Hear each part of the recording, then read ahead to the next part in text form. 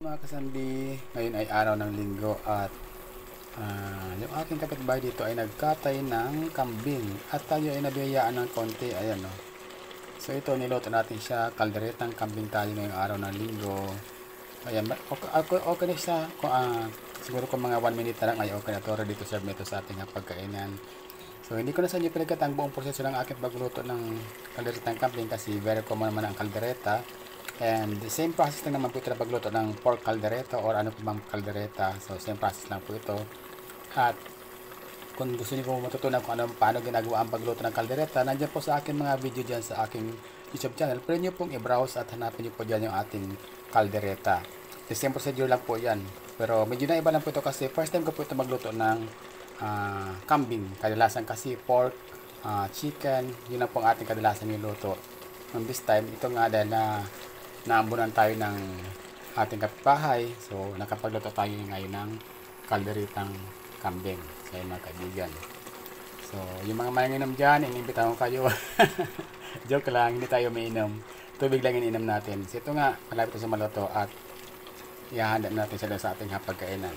So, kayo ba mga kaibigan, kumakain ba kayo ng kambing? Abay kung hindi, subukan nyo.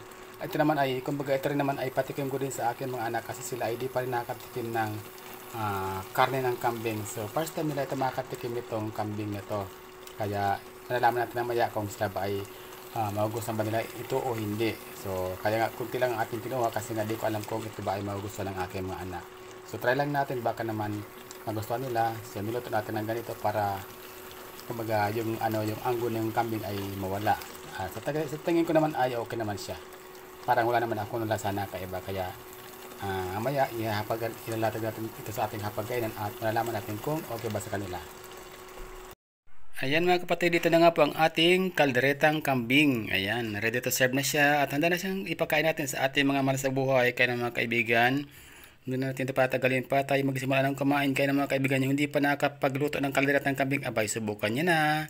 At syempre doon sa ating mga bagong viewers dyan, hindi pa nakasubscribe kay Sandy TV PH, pakiclick na naman ng subscribe button at click mo na rin ang ating like at ang ating notification bell para every time na meron tayong panibagong upload ay ma-notify po kayo. Ayan, so maraming salamat at hanggang sa muli.